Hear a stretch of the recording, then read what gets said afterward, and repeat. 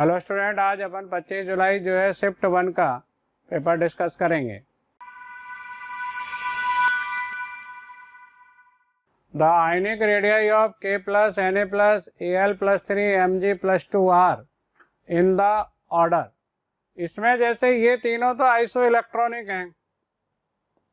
कौन? Na plus Mg plus 2 और Al plus 3 तो आइसो इलेक्ट्रॉनिक हैं।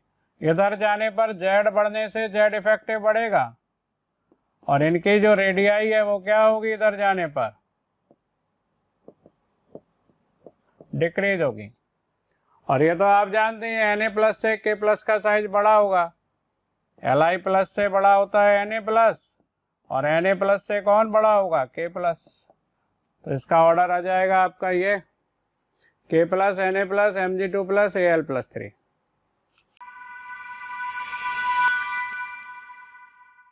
चलिए इसमें नेक्स्ट क्वेश्चन की बात करते हैं। क्वेश्चन नंबर 2 है the given reaction can occur in the presence of.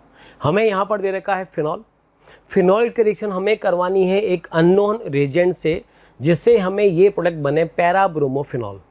तो यहाँ पर देखिए इस केस में अगर हम ब्रोमीन वाटर की बात करें, हम यहाँ पर बात कर रहे हैं इसमें ब्रोमीन वाटर की। देखिए ये क्वेश्चन हमें दे रखा है, तो ब्रोमीन वाटर का मतलब ये हुआ यहाँ पर bromine in the presence of water. ये देखिए यहाँ पर हमने लिया bromine in the presence of water, तो इसकी प्रेजेंस में जब हम फिनॉल का रिएक्शन करते हैं तो ट्राई ब्रोमोफिनॉल बन जाता है। ट्राई ब्रोमोफिनॉल बन जाता है, जबकि हमें तो सिर्फ पैरा ब्रोमोफिनॉल बनाना है। तो याद रखिएगा इस केस में यहाँ पर ब्रोमीन लेते हैं हम non in the presence of non polar solvent carbon disulphide. और ये भी याद रखिएगा अगर ब्रोमीन और FeBr3 लें या फिर bromine in the presence of CHCl3 लें इस टेम्परेचर रेंज पर, लो टेम्परेचर पर, तो इस केस में भी यहाँ पर पैरा जो आइसोमर होता है वो मेजर बन जाता है। तो अगर हम ये कॉम्बिनेशंस यहाँ पर देखें तो ये कॉम्बिनेशन हमें मिल रहा है सेकेंड ऑप्शन में B, C and D only. मतलब इसको हम B मान लें, इसको C मान लें और इसको हम D मान लेते हैं। तो ऑप्शन इसका जो सेकंड होगा वो इसका करेक्ट ऑप्शन होगा।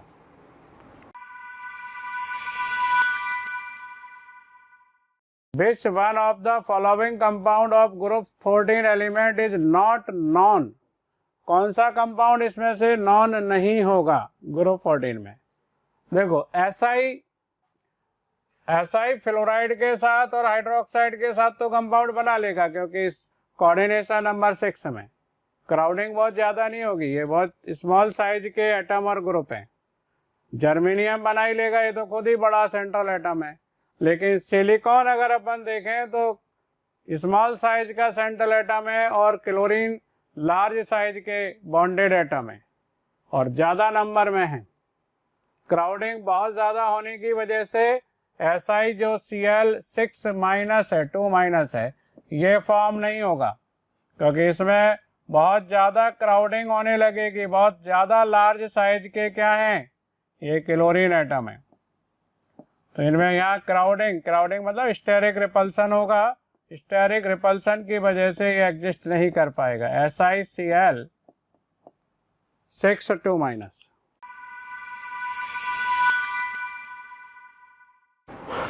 चलिए बच्चों, अब इसी में नेक्स्ट क्वेश्चन की हम बात करते हैं। क्वेश्चन नंबर 4 दे रखा है एक ये कंपाउंड हमें गिवन है जिसमें 5 मेंबर रिंग पर यहाँ पर कीटोन दे रखा है और लेफ्ट साइड में हमें 2 मिथाइल दे रखे हैं।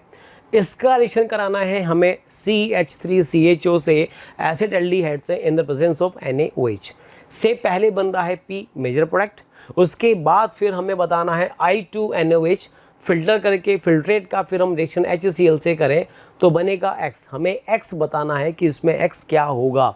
तो यहाँ पर देखो इस केस में ये कौन सा कंपाउंड है? कीटोन है। ये कौन सा है? एल्डिहाइड। दोनों ही कार्बोनाइल कंपाउंड है। NaOH दे रखा है, तो यही जो रिएक्शन होगी ये क्या होगी? ये एल्डोल रिएक्शन हुआ।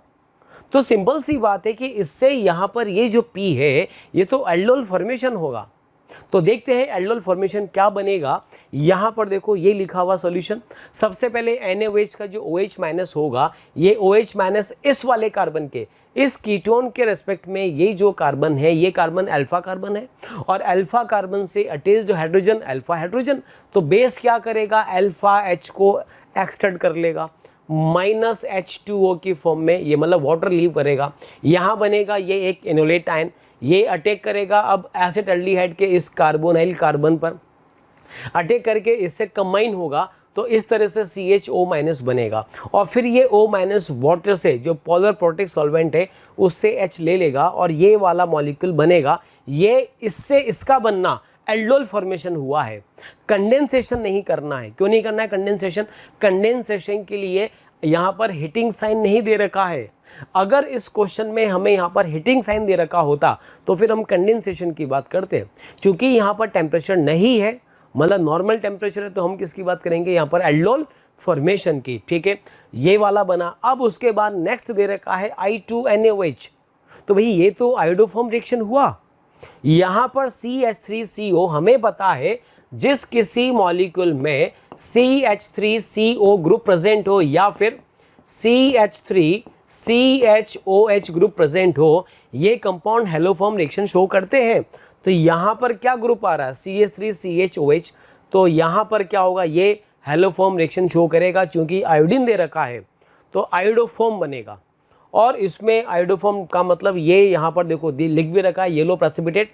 तो ये वाला जो CH3 होगा इससे तो यहाँ पर क्या बन जाएगा, आयोडोफॉर्म बन जाएगा। रिमेनिंग पार्ट का हमें पता है सॉल्ट बनता है, तो रिमेनिंग पार्ट का यहाँ पर सोडियम सॉल्ट बनेगा और इसको फिल्टर करेंगे और जो फिल्ट्रेट होगा उसका रिएक्शन जब HCl से करेंगे, मतलब एसिडिफिकेशन करेंगे, तो अल्टीमेटली ये सॉल्ट है वो एसिड में कन्वर्ट हो जाता है।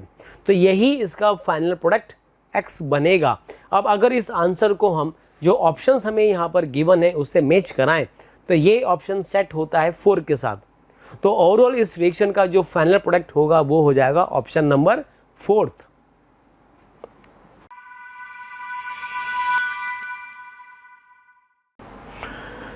चलिए बच्चों नेक्स्ट बात करते हैं इसमें क्वेश्चन नंबर 5 की। इसमें हमें ये एक कंपाउंड दे रखा है, कॉन्जुगेटेड कार्बोनिल कंपाउंड दे रखा है, कीटोन है बट कॉन्जुगेटेड है, दोनों डबल बॉन्ड यहाँ पर कॉन्जुगेशन में है, ये हमें याद होना चाहिए। ठीक है, रिएक्शन करवाना है पहले इथाइल मैग्नीशियम ब्रोमाइड से ड्राई ईथर के प्रेजेंस में, देन वाटर, देन HCl। बताना है मेजर प्रोडक्ट क्या होगा। तो consider the above reaction, the major product P will be, इनमें से हमें बताना है कौन सा मेजर होगा। तो यहाँ पर इस केस में देखो, अगर हम बात करें सबसे पहले ये कंपाउंड दे रखा है, तो ग्रिग्नार्ड जो होता है ये कैसा कंपाउंड होता है, ये एक हार्ड न्यूक्लियोफाइल होता है और हमको पता है जो हार्ड न्यूक्लियोफाइल होगा ये किस पर अटैक करेगा, इसी कार्बन पर, ये हार्ड इलेक्ट्रोफाइल और ये हार्ड न्यूक्लियोफाइल, और हार्ड का अटैक हार्ड पर ही होगा। देन ये पाई बॉन्ड यहाँ शिफ्ट होगा तो इस वाले कार्बन से कौन जुड़ेगा, इथाइल ग्रुप जुड़ेगा। तो इस वाले कार्बन से तो ये इथाइल ग्रुप जुड़ा, O पे चार्ज माइनस आया, देन हाइड्रोलिसिस करेंगे मतलब वाटर से रिएक्शन करेंगे इसका, तो ये हो जाएगा OH में कन्वर्ट हो जाएगा। इट मीन्स जो फर्स्ट रिएक्शन था वो तो ये बन गया 3 डिग्री अल्कोहल, कोई डाउट नहीं। अब उसके बाद देखो नेक्स्ट इसका रिएक्शन अगर हम HCl से करेंगे तो HCl का एडिशन कहाँ पर होगा, डबल बॉन्ड पर होगा। डबल बॉन्ड पर कैसे होगा, ये वाला H तो इस वाले कार्बन से ऐड होगा और इस पाई बॉन्ड ब्रेक होगा और यहाँ पे कौन आ जाएगा, Cl। तो यहाँ पर तो आ गया इसमें H और यहाँ पे कौन आ जाएगा, Cl आ जाएगा। तो यही इसका फाइनल प्रोडक्ट बनेगा। अब जरा मैं इस प्रोडक्ट को जो हमें ऑप्शंस दे रखे हैं उससे अगर मैं मैच कराऊं तो ठीक से देखो, यहाँ पर जो थर्ड ऑप्शन है ये थर्ड ऑप्शन ही यहाँ पर इस कंपाउंड से मैच कर रहा है। तो इसका जो प्रॉपर आंसर होगा, करेक्ट ऑप्शन, वो हो जाएगा ऑप्शन नंबर 3।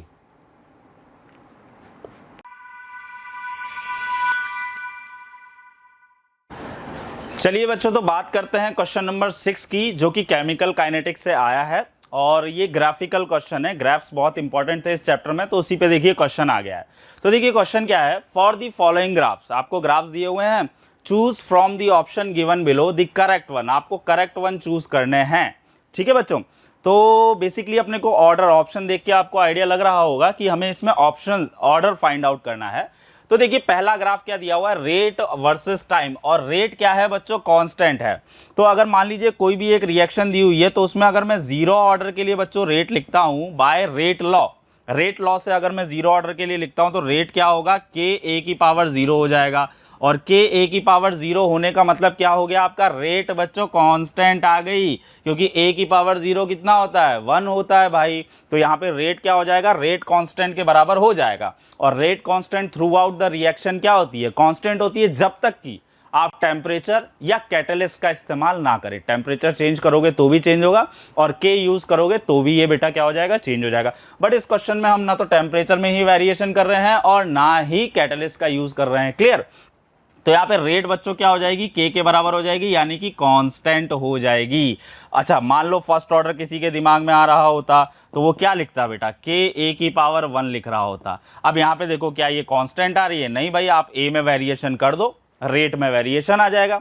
ठीक है, तो यहाँ पे बेसिकली क्या है, rate through out the reaction constant नहीं होगी। क्लियर है बात। चलिए, तो यानी कि यहाँ से ये इसका ऑर्डर कितना आ गया बच्चों, 0 ऑर्डर आ गया। चलिए, बहुत बेहतरीन। अगर हाफ लाइफ की बात करें तो यहाँ पे हाफ लाइफ बेटा इनिशियल कंसंट्रेशन के साथ डायरेक्टली रिलेशन नजर आ रहा है। अब ये देखो ग्राफ तो आपको देखना पड़ेगा कौन सा कैसा रिलेशन दे रहा है। तो बच्चों अगर हम टी हाफ का रिलेशन लिखें इनिशियल कंसंट्रेशन के साथ में, तो वो क्या होता है, वो होता है बच्चों ए नॉट की पावर n-1। अच्छा, अगर इसको ऊपर लेके जाते हैं बच्चों तो हम क्या लिख सकते हैं, ए नॉट की पावर 1 - n लिख सकते हैं। क्लियर है ना बात। चलिए, अब यहाँ पे देखो डायरेक्टली रिलेशन है, तो यहाँ पे ना तो स्क्वायर आना चाहिए, ना क्यूब आना चाहिए, ना अंडर रूट आना चाहिए। स्ट्रेट लाइन की इक्वेशन याद करो। अब यहाँ पे n की ऐसी वैल्यू सोचो कि T half directly proportional to A not आ जाए। तो भाई n की वैल्यू मैंने सोची और तुमने भी, मेरे को उम्मीद है, सही सोची होगी। n की वैल्यू 0 सोच लेते हैं बेटा, तो यहाँ पे टी हाफ क्या हो जाएगा, directly proportional to A naught हो जाएगा। क्लियर। और वैसे भी अगर आप टी हाफ का फॉर्मूला देखते हो बच्चों 0 ऑर्डर के लिए, तो वो होता है ए नॉट बाय 2k होता है, और आपको पता है 2k कांस्टेंट है, तो टी हाफ क्या हो जाएगा बच्चों, डायरेक्टली प्रोपोर्शनल ए नॉट आ जाएगा। तो ये आपको स्ट्रेट लाइन यहाँ पे देखने को मिल जाएगी। ठीक है, जिसका स्लोप क्या होगा बच्चों, 1/2k होगा। तो यहाँ से ये बेटा आपका कौन से ऑर्डर का आ गया, n की वैल्यू 0 पुट करी ना हमने, तो ये 0 ऑर्डर का आ गया। तो अभी तक तो दोनों हमारे 0 ऑर्डर के आ गए, यानी कि ए एंड बी दोनों 0 ऑर्डर के होंगे। ठीक है, तो ए एंड बी दोनों 0 ऑर्डर के सेकंड या थर्ड ऑप्शन में आ रहा है। चलिए भाई, सी ऑप्शन देखते हैं। बेटा कंसंट्रेशन वर्सेस टाइम है, तो कंसंट्रेशन वर्सेस टाइम वो भी एक्सपोनेंशियल डिक्रीमेंट है। अब याद करो, एक्सपोनेंशियल डिक्रीमेंट केवल किस में होता है, फर्स्ट ऑर्डर के अंदर होता है ना। तो AT is equal to A not E की पावर -KT होता है बच्चों। ठीक है, AT is equal to A not E की पावर -KT होता है, तो ये एक्सपोनेंशियल डिक्रीमेंट है। ई साइन नजर आ रहा है, नेगेटिव साइन की वजह से ये डिक्रीमेंट है। क्लियर। तो इसका मतलब क्या ये फर्स्ट ऑर्डर का हो सकता है सर, बिल्कुल हो सकता है, लेकिन यहां पे आपने नोट नहीं किया, इट टेंड्स टू इंफिनिटी। ये जो बेटा ये जो टेंड्स हो रहा है ना, इट टेंड्स टू इनफाइनाइट। जबकि आपको अगर मैं फर्स्ट ऑर्डर का ग्राफ बताऊं तो ये ऐसा आता है। याद करो, यहाँ पे ये जो है इंटरसेप्ट, उसकी वैल्यू ए नॉट होती है, और यहाँ पे इट टेंड्स टू इनफाइनाइट। तो यहाँ पे तो ये टेंड्स टू इनफाइनाइट है, बट यहाँ पे बेटा ये एक पर्टिकुलर पॉइंट पे अगर कट करता तो ये फर्स्ट ऑर्डर होता, लेकिन ये कहाँ ले गया बेटा, कंसंट्रेशन को इनफाइनाइट पे। अरे कंसंट्रेशन इनफाइनाइट का मतलब क्या है भाई, है ना, कंसंट्रेशन आपने बहुत ज्यादा कर दी। कंसंट्रेशन क्या कर दिया आपने, बहुत ज्यादा। तो ये ऑब्वियस सी बात है, फर्स्ट ऑर्डर का ग्राफ नहीं होगा। ठीक है, चलिए आगे बात करते हैं।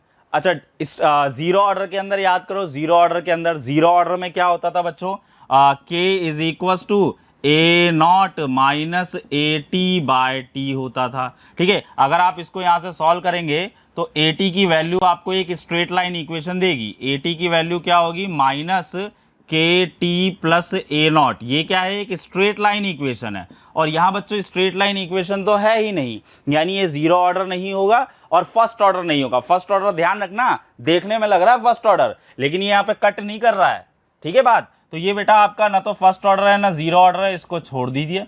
डी पॉइंट की बात करते हैं। कंसंट्रेशन कांस्टेंट हो गया टाइम के साथ में, है ग्राफ देखो, कंसंट्रेशन कांस्टेंट हो गया। ऐसी सिचुएशन कब आती है, जब आपका इक्विलिब्रियम हो। इक्विलिब्रियम में कंसंट्रेशन चेंज ही नहीं होती बेटा, तो इक्विलिब्रियम आ गया, चलो बहुत बेहतरीन। अब थोड़ा सा सोचो, इक्विलिब्रियम आ गया तो भाई ऑर्डर कैसे निकालोगे। इक्विलिब्रियम आ गया तो ऑर्डर कैसे पता चलेगा भाई, ये कोई कंप्लीट इंफॉर्मेशन इसमें है ही नहीं। तो कंसंट्रेशन कांस्टेंट बेटा किसी रेट के अंदर हो ही नहीं सकती यार। वो आपका रिएक्शन परफॉर्म कर रहा है, रिएक्टेंट कंज्यूम हो रहा है, तो कंसंट्रेशन टाइम के रेस्पेक्ट में कांस्टेंट कैसे हो सकती है? तो यहाँ भाई इसका ऑर्डर कुछ भी नहीं है, ग्राफ ही गलत है, ठीक है। ई ग्राफ की बात करते हैं। रेट जो है बच्चों वो डायरेक्टली प्रोपोर्शनल आ रही है किसके? कंसंट्रेशन के, है ना। आप कंसंट्रेशन पुट करो तो रेट चेंज होनी चाहिए।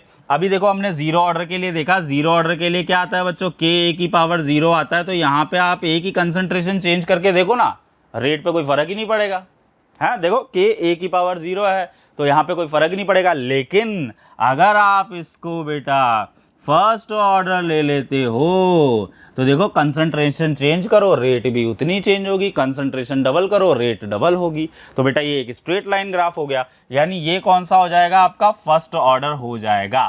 क्लियर? तो यहाँ पे देखो इन्होंने चालाकी क्या करी ऑप्शन में, चालाकी समझो तुम। चालाकी क्या करी? A and B zero order, C and E first order. और बच्चों ने देखा oh my God exponential decrement है फर्स्ट ऑर्डर, ये लो सेकंड ऑप्शन कटाक से ठोक के आ गया और ये हो गए तुम्हारे नेगेटिव मार्किंग, है ना। तो ग्राफ बेटा ध्यान से जो पढ़ के गया होगा वो तो ऑप्शन नंबर 3 टिक करके आया होगा। देखो छोटा सा चेंज है केवल। क्लियर? तो ऑप्शन नंबर 3 जो है बच्चों वो आपका इस केस में करेक्ट होगा। A and B are zero order and E जो है आपका वो क्या हो जाएगा? फर्स्ट ऑर्डर हो जाएगा।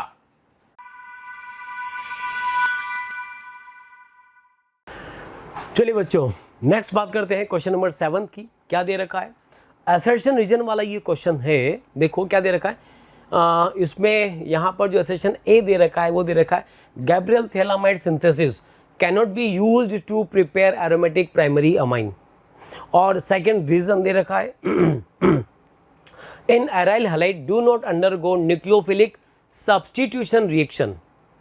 In the light of the above statement choose the correct answer from the option given below. बताने कौन सा ट्रू है कौन सा फॉल्स है। तो जरा देखिए गैब्रियल थैलामाइड सिंथेसिस होता क्या है? ये कंपाउंड होता है, इसमें हम लेते हैं ये कंपाउंड थैलीमाइड इसको बोलते हैं। जब थैलीमाइड की रिएक्शन हम सबसे पहले KOH से करते हैं, KOH से करते हैं तो क्या होगा? ये जो OH माइनस है K प्लस OH माइनस, ये OH माइनस यहाँ से इसका H एक्सट्रैक्ट कर लेता है, H2O यहाँ पर रिलीज होता है, से बनता है पहले पोटेशियम थैलीमाइड। अब ये जो पोटेशियम थैलीमाइड है अब यहाँ पर हम लेते हैं RX एल्काइल हैलाइड। दो टाइप का होता है, aromatic halide and aliphatic halide and aromatic halide. सबसे पहले हमने यहाँ पर बात करी एलिफेटिक हैलाइड की RX। होगा क्या? ये N माइनस RX है, RX में X पे चार्ज डेल नेगेटिव, R पे चार्ज डेल पॉजिटिव। तो चूंकि ये N नेगेटिव है, N नेगेटिव R पे अटैक करके X को यहाँ से रिप्लेस कर देता है। और ये जो रिएक्शन होती है ये होती है SN2 रिएक्शन। न्यूक्लियोफाइल होगा, अटैक करेगा, X को रिप्लेस कर देगा। तो यहाँ पर इसमें बनता है CO, ये N से जुड़ जाता है यहाँ पर R, इसको बोलते हैं N अल्काइल थैलीमाइड। और बाद में इसका फिर रिएक्शन करते हैं वाटर के साथ, वाटर साथ करेंगे तो क्या हो जाएगा? ये वाले बॉन्ड यहाँ से ब्रेक हो जाएगा, ये भी ब्रेक हो जाएगा। इसको ये थोड़ा सा मिसप्रिंट है, यहाँ बनेगा OH, यहाँ पर भी बनेगा OH। थैलिक एसिड हमें मिल जाता है और एक एक H इन दोनों N से जुड़ेगा तो यहाँ पर ये बन जाता है RNH2। तो कहने का मतलब ये जो बना है ये प्राइमरी एलिफेटिक अमीन बना है। अगर एरोमेटिक अमीन बनाना है तो यहाँ पर R का वैल्यू हमें क्या रखना पड़ेगा? बेंजीन रखना पड़ेगा। बेंजीन से अटैच्ड X रखना पड़ेगा। अब यहाँ पर देखो हमें पता है कि जो X का लोन पेयर होता है ये लोन पेयर बेंजीन के पाई बॉन्ड के कॉन्जुगेशन में होगा। कॉन्जुगेशन में होगा तो रेजोनेंस शो करेगा, रेजोनेंस शो करेगा तो कार्बन और हेलोजन के बीच का जो सिग्मा बॉन्ड है ये सिग्मा बॉन्ड पाई बॉन्ड में कन्वर्ट होगा।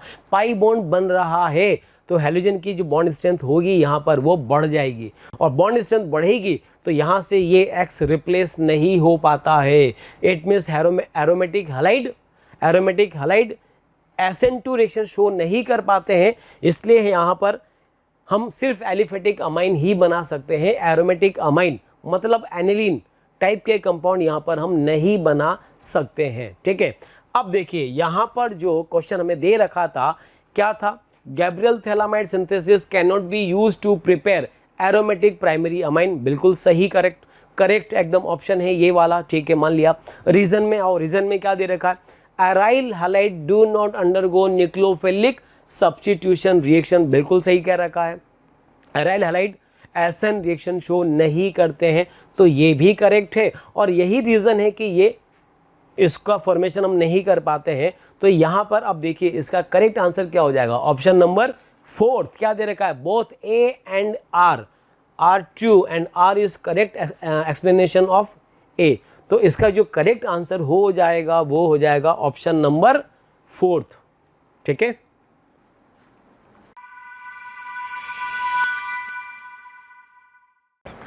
ओके नेक्स्ट बात करते हैं क्वेश्चन नंबर 8 की। अब देखो 8th में क्या दे रखा है, an organic compound A C4H8 on treatment with KMnO4 in acidic medium yields compound B C3H6O।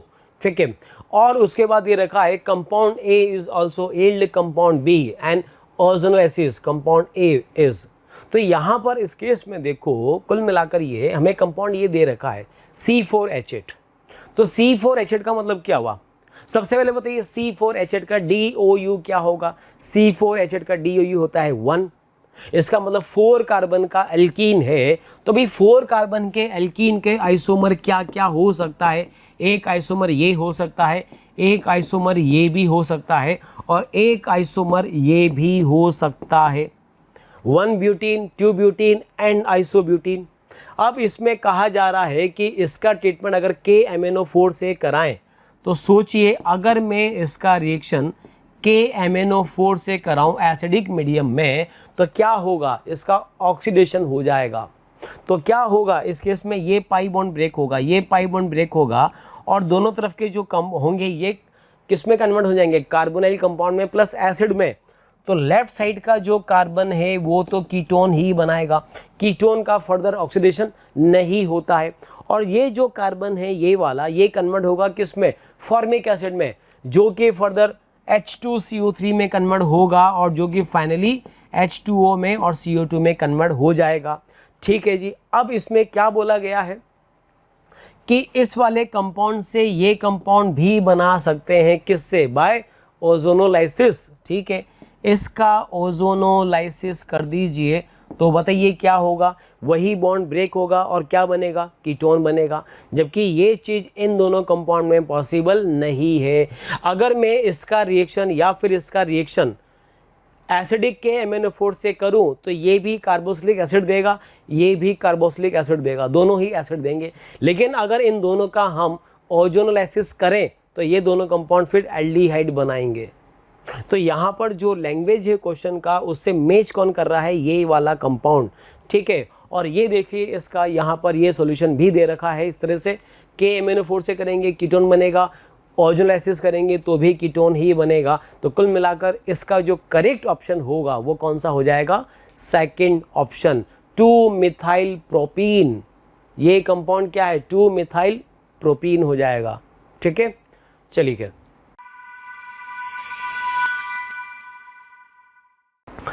चलिए बच्चों नेक्स्ट बात करते हैं क्वेश्चन नंबर 9th की। सोप एंड डिटर्जेंट का ये क्वेश्चन है, क्या दे रखा है, sodium stearate is an anionic surfactant which forms micelles in oil. ठीक है, choose the correct statement for it from the following. क्या दे रखा, फर्स्ट दे रखा है it forms spherical micelles with, ये वाला मिस स्टेरेट आइंस की हम बात कर रहे हैं, group pointing towards the centre of sphere. इसी तरह से it forms non spherically micelles with CH3CH2 whole 16 dash group pointing towards the centre.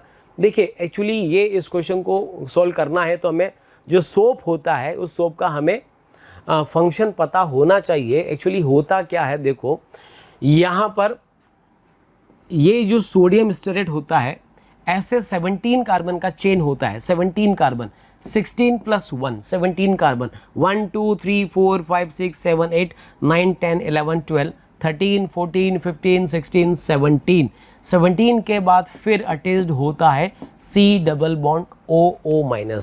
इसी को बोलते हैं सोडियम स्टेरेट, सोप होता है। तो इसका ये जो कार्बन चेन होती है, कार्बन चेन कैसी होती है, नॉन पोलर, और ये होता है पोलर। तो इसके दो एंड होते हैं, पोलर पार्ट और नॉन पोलर पार्ट।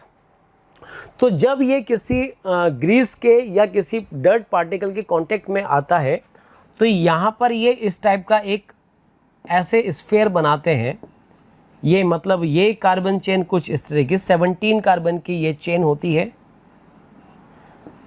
ठीक है। यहाँ पर लिखा ये C double bond O minus, C double bond O minus, C double bond O minus, C double bond O minus. इस तरह से कहने का मतलब जो पोलर पार्ट होता है वो बाहर की तरफ होता है और जो नॉन पोलर पार्ट होता है वो सेंटर की तरफ होता है, और यही डर्ट को या जो ग्रीस पार्टिकल होते हैं उसको अप्रोच करता है। तो कहने का मतलब स्फेयर बनाते हैं और इस स्फेयर का जो नॉन पोलर पार्ट होता है वो सेंटर की तरफ होता है, ठीक है। इसको बोलते हैं मिसल्स बनाना। तो यहाँ पर अब देखिए इसमें जो ऑप्शंस हमें दे रखा है इसमें क्या है, यहाँ पर देखो, it forms spherical micelles, it forms spherical micelles with CH3CH216 dash non polar part group pointing towards the centre of sphere. जरा देखिए सेंटर की तरफ कौन है, पोलर पार्ट है कि नॉन पोलर पार्ट है, नॉन पोलर पार्ट सेंटर की तरफ है। तो यहाँ पर इसका जो करेक्ट ऑप्शन होगा वो ऑप्शन क्या हो जाएगा, फर्स्ट ऑप्शन। फर्स्ट ऑप्शन ही इसका करेक्ट आंसर होगा।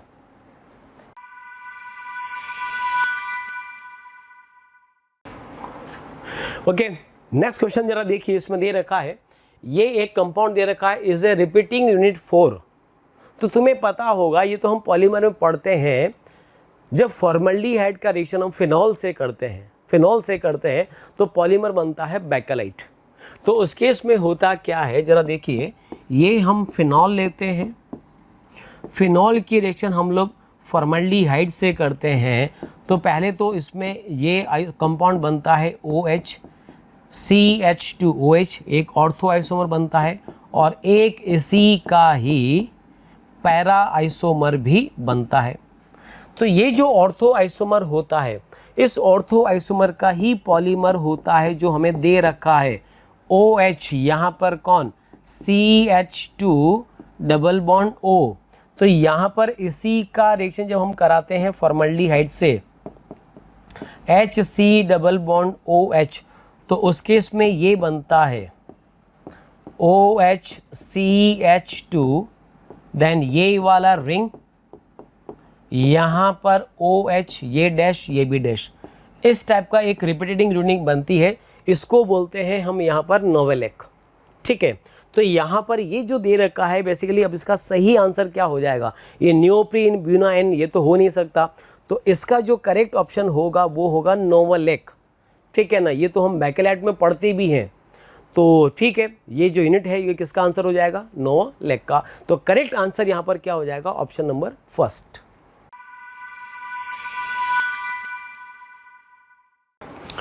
ओके, नेक्स्ट क्वेश्चन गिवन है, क्वेश्चन नंबर 11 क्या दे रखा है, which one of the following compound will liberate CO2 when treated with NaHCO3 sodium bicarbonate. तो यहाँ पर इस केस में देखिए, यहाँ पर सही जो इसका ऑप्शन है वो ये होता है tri methyl ammonium chloride.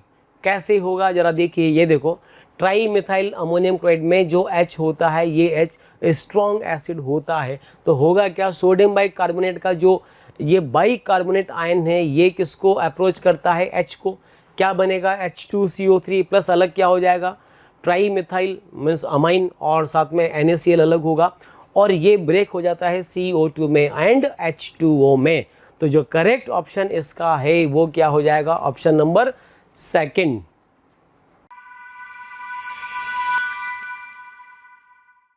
In the leaching of alumina from bauxite, the ore expected to leach out in the process by reacting with NaOH.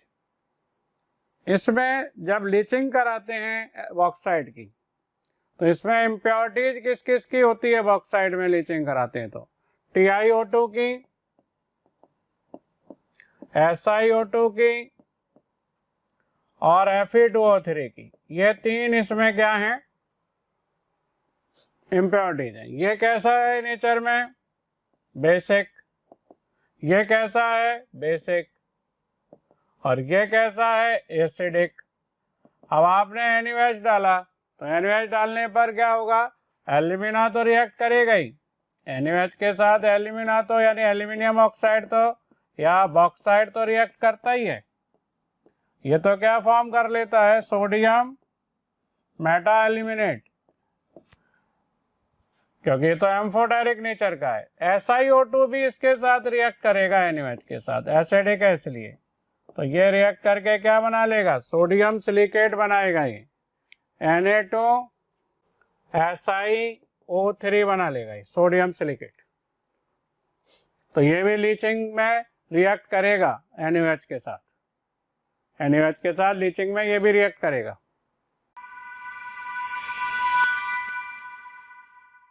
At 298.2 Kelvin, the relation between enthalpy of bond dissociation in kilojoule per mole for hydrogen EH and its allo isotope deuterium ED is best described by। अब यहाँ आप जानते हैं कि hydrogen में जो bond dissociation energy होती है वो ड्यूटेरियम से कम होती है। हाइड्रोजन का साइज छोटा होने से, हाइड्रोजन का एटॉमिक मास कम होने से उसके जो एटम है वो वाइब्रेट करते हैं, इसलिए बॉन्ड वीक रहता है। तो बॉन्ड डिसोसिएशन एनर्जी हाइड्रोजन की किससे कम रहती है, ड्यूटेरियम से कम रहती है। तो bond dissociation energy of H2 is less than होती है bond dissociation energy of D2, यानी E अगर अपन कहें H यानी EH लेस देन होगा किससे, ED से। लेकिन ऐसा तो नहीं है कि भाई इसकी बॉन्ड डिसोसिएशन एनर्जी ज्यादा है डबल हो जाएगी, ऐसा नहीं कह सकते, बस ज्यादा है। तो इन दोनों में जो डिफरेंस आएगा वो कितना आएगा, अप्रॉक्स 7.5। ये तो डेटा पर बेस्ड है। अपने सामने दो ऑप्शन ऐसे आ रहे हैं जिसमें इसकी वैल्यू ज्यादा दिख रही है, एक तो फर्स्ट ऑप्शन ये और एक फोर्थ ऑप्शन, लेकिन यहाँ डबल नहीं हो सकती। ईडी की वैल्यू इसकी बॉन्ड डिसोसिएशन एनर्जी से डबल नहीं होगी, कुछ ज्यादा होगी, तो वो थोड़ा बहुत ज्यादा हो सकती है।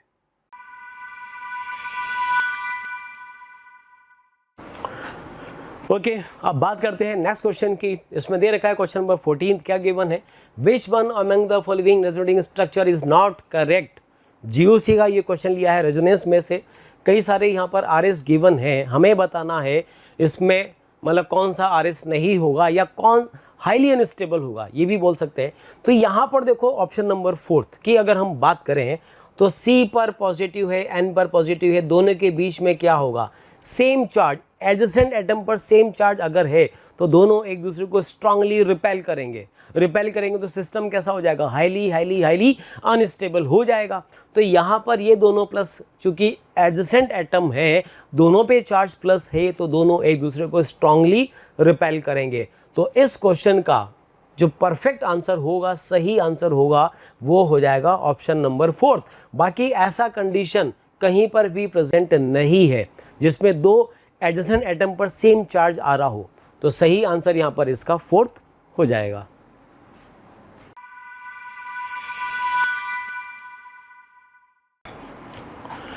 चलिए नेक्स्ट बात करते हैं इसमें क्वेश्चन नंबर 14 की। दे रखा है यहां पर, which one of the following chemical agent is not been use for dry cleaning of clothes. तो यहां पर ऑप्शन दे रखा है, first is hydrogen peroxide, second दे रखा है टेट्राक्लोरोइथीन, थर्ड दे रखा है CCl4 and last is liquid CO2। तो कौन से कंपाउंड को ड्राई क्लीनिंग में यूज में नहीं लेते हैं। सेट क्वेश्चन NCERT का है। जो CCl4 होता है, CCl4 जो होता है काफ़ी हार्मफुल होता है, इसलिए यहाँ पर इस कंपाउंड को ड्राई क्लीनिंग में यूज़ में नहीं लेते हैं। सेट क्वेश्चन है NCERT का। अगर आपको पता है तो डायरेक्टली ये क्वेश्चन बना सकते हो, अदरवाइज तो फिर थोड़ा मुश्किल हो जाता है। तो जो क्वेश्चन का लैंग्वेज है उसके अकॉर्डिंगली जो परफेक्ट इसका आंसर होगा वो हो जाएगा ऑप्शन नंबर 3।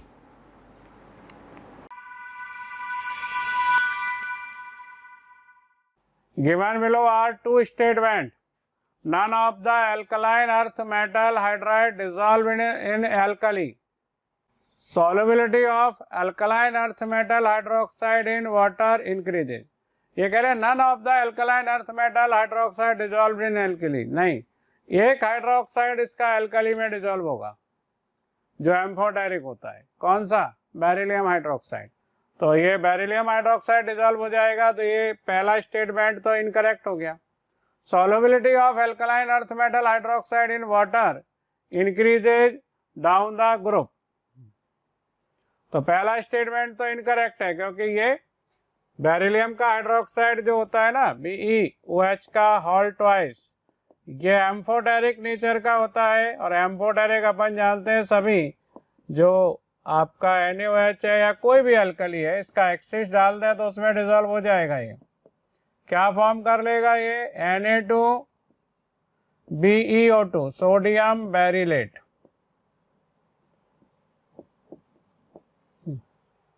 तो पहला स्टेटमेंट तो इनकरेक्ट हो गया, और सेकंड करेक्ट है। इनकी जो सॉल्युबिलिटी होती है हाइड्रोक्साइड की, वो लिथियम का जो अल्कलाइन अर्थ मेटल का हाइड्रोक्साइड की सॉल्युबिलिटी जो होती है, वो बेरिलियम का हाइड्रोक्साइड की सॉल्युबिलिटी जो है वो कम होगी और डाउन द ग्रुप जाने पर इंक्रीज होगी।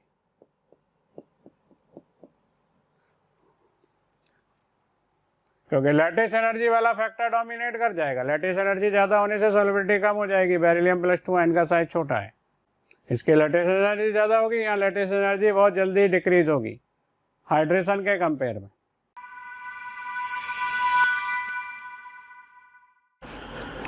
चलिए बच्चों, अब इसी में नेक्स्ट क्वेश्चन की हम बात करते हैं। क्वेश्चन नंबर 17 क्या दे रखा है, which one of the product of the following reaction does not reacts with Hinsberg reagent to form sulphonamide. तो सबसे पहले ये पता होना चाहिए हिंसबर्ग रिएजेंट से कौन रिएक्शन शो करता है।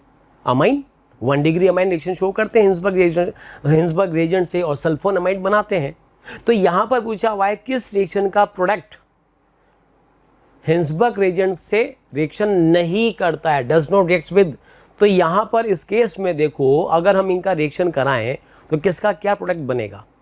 पहली बात, हिंसबर्ग रिएजेंट से रिएक्शन कौन शो करता है, RNH2 टाइप का, या तो ये हो या फिर बेंजीन पर NH2 ग्रुप प्रेजेंट हो, ये दोनों ही हिंसबर्ग रिएजेंट से रिएक्शन शो करते हैं। तो अगर पहले वाले में हम इसके रिएक्शन H2 निकल से करें, मतलब हाइड्रोजनेशन करें, तो क्या होगा, यहाँ पर ये जो CN है साइनाइड ग्रुप है, साइनाइड ग्रुप CH2NH2 में रिड्यूस हो जाएगा और ये CH3 जैसा है वैसा ही रहेगा।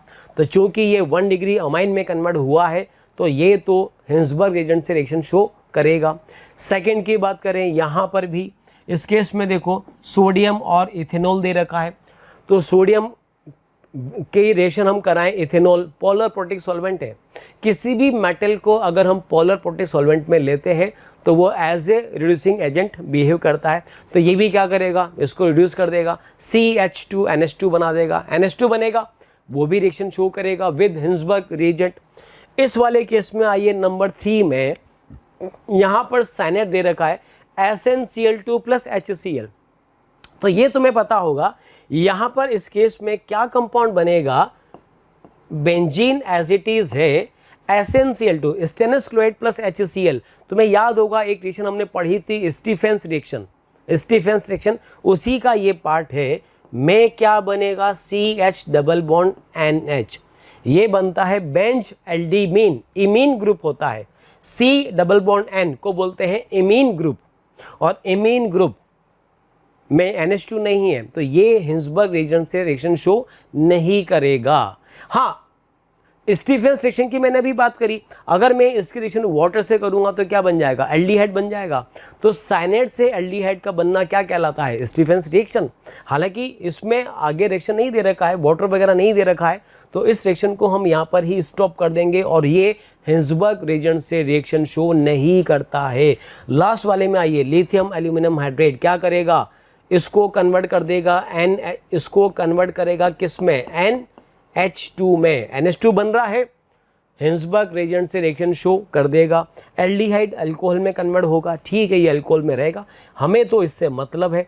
तो कहने का मतलब इसमें कौन किसका प्रोडक्ट हिंसबर्ग रिएजेंट से रिएक्शन शो नहीं करेगा, वो हो जाएगा ऑप्शन नंबर 3। यही इसका करेक्ट एंड परफेक्ट आंसर होगा।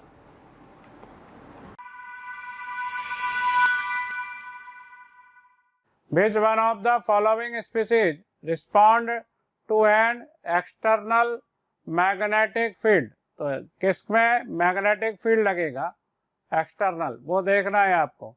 तो Fe जो है आपका H2O का होल 6 पॉजिटिव, तो यहाँ Fe+3 आयन है, 3d5 कॉन्फ़िगरेशन रहेगा और इसमें अनपेयर्ड इलेक्ट्रॉन रहेगा ही रहेगा। वाटर वैसे भी वीक फील्ड लिगेंड है।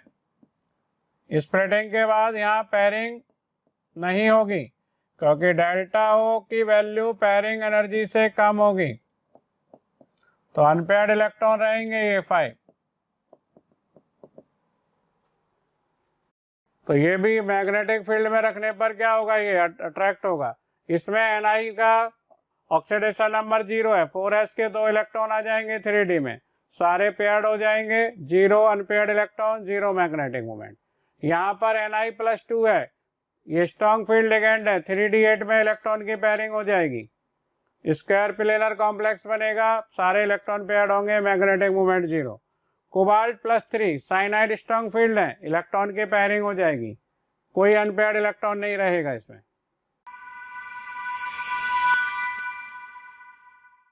चलिए बच्चों, तो नेक्स्ट क्वेश्चन देखते हैं। नेक्स्ट क्वेश्चन में क्या कह रहा है, the correct order of following 3D metal oxides, 3D बेटा मेटल ऑक्साइड्स दे रखे हैं, according to their oxidation numbers is. आपको ऑक्सीडेशन नंबर्स फाइंड आउट करने हैं एंड देन ऑक्सीडेशन नंबर का ऑर्डर बच्चों अरेंज करना है। तो बहुत ही सिंपल सवाल है, आपको अगर ऑक्सीडेशन नंबर निकालना आता होगा तो आपको ये इजीली सॉल्व हो जाएगा। चलिए बच्चों, CrO3 की बात करते हैं।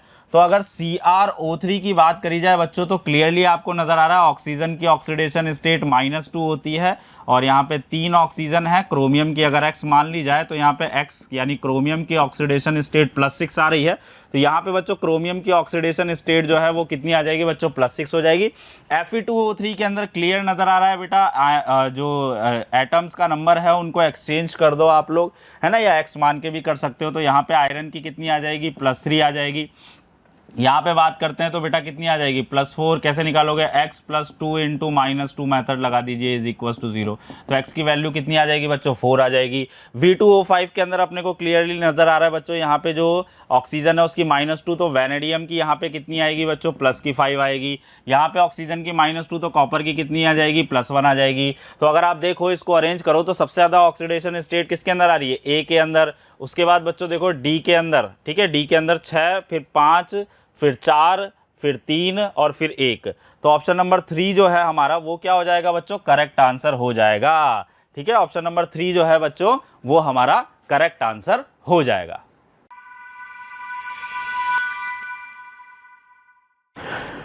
चलिए बच्चों, अब बात करते हैं नेक्स्ट क्वेश्चन की। नेक्स्ट है the question number 20, the water soluble protein is. Totally NCERT based question है, सेट क्वेश्चन दे रखा है, NCERT में आपने पढ़ा भी होगा। तो वाटर सोल्यूबल जो प्रोटीन होता है वो होता है एल्ब्यूमिन। ये तो डायरेक्टली तुम्हें पता होना चाहिए। तो ठीक है, इसमें तो हम यही कहेंगे कि इसका जो सेट परफेक्ट आंसर होगा वो हो जाएगा ऑप्शन नंबर 2।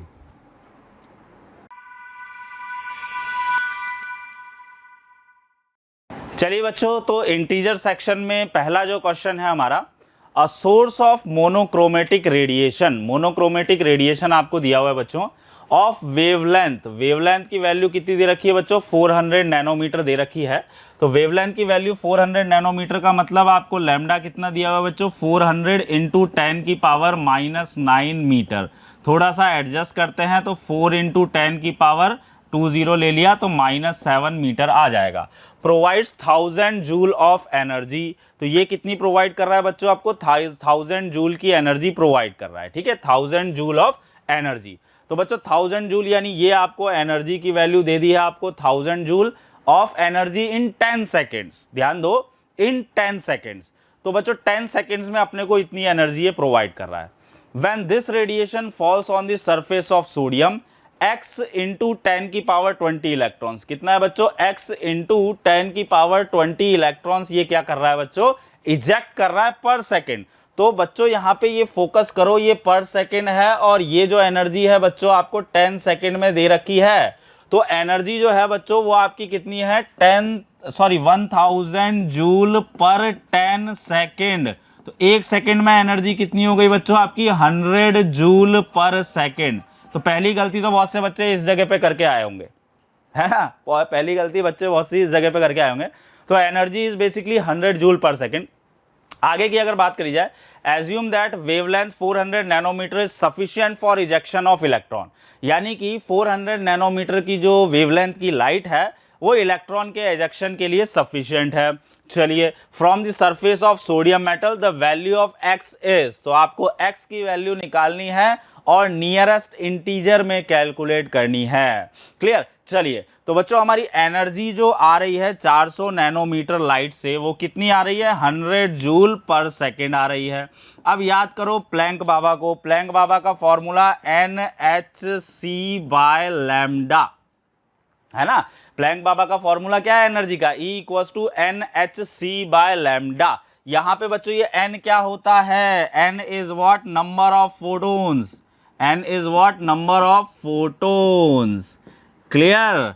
तो यहां पे बच्चों वो बोल रहा है 400 nanometre is sufficient for ejection of electron from the surface of metal. ठीक है। अच्छा, x की वैल्यू पूछ रहा है वो, when this radiation falls on the surface of sodium x × 10⁻20 electrons are ejected. तो इतने इलेक्ट्रॉन्स इजेक्ट हो रहे हैं। चलिए भाई, अब यहाँ पे बच्चों अपन एनर्जी तो अपने को पता है ही, अपने को बेसिकली निकालना क्या है, n की वैल्यू ही तो निकालनी है। वैसे तो n क्या होता है, नंबर ऑफ फोटोन्स। तो जितने फोटोन्स आएंगे उतने ही तो इलेक्ट्रॉन्स इजेक्ट होंगे ना। तो यहाँ पे क्या हो गया बच्चों, n = E × lambda upon h × c। तो E की वैल्यू 1000 मत पुट कर देना बच्चों, 100 आएगी, 100 joule per second. Lambda metre में पुट होगा, कितना हो गया 4 × 10⁻⁷ मीटर हो जाएगा। H और C की वैल्यू, तो बच्चों याद करो H की वैल्यू होती है 6.626, वैसे तो इन्होंने दे रखी है तुम्हारी सहूलियत के लिए, × 10⁻34, और ये हो जाएगा बच्चों 3 × 10⁸ हो जाएगा। ठीक है। लेकिन क्या आप इसको शॉर्टकट से सीधे 2 × 10⁻25 लिख सकते हैं, ये आपको याद रखना था बच्चों। तो यहाँ पे हो जाएगा कितना, देखो यहाँ पे 10⁻⁷ और 100 है, तो ये हो जाएगा 10⁻⁵। ठीक है। और इसको लिख देता हूं मैं 25 × 10⁻⁻, कितना हो जाएगा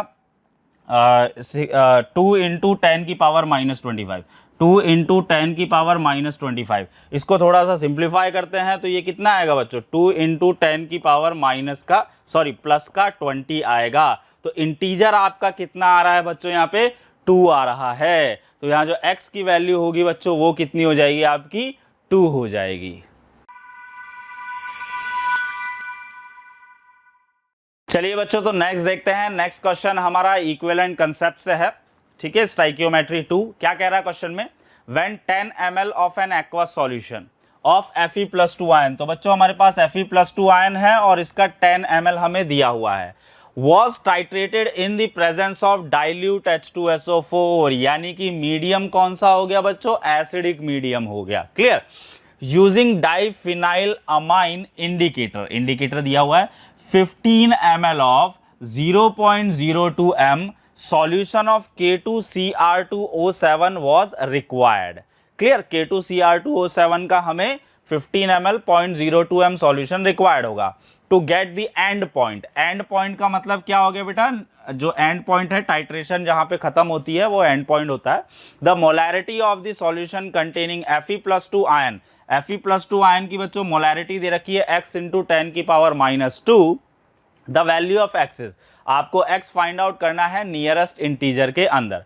तो बच्चों यहाँ पे देखो एंड पॉइंट पर, at end point, end point पर क्या होता है बच्चों, आपका दोनों के मिली इक्विवेलेंट बराबर कर दो। Milli equivalent of Fe+2 is equals to milli equivalent of, है ना, K2Cr2O7, या आप Cr2O7-2 भी यहाँ पे बोल सकते हो।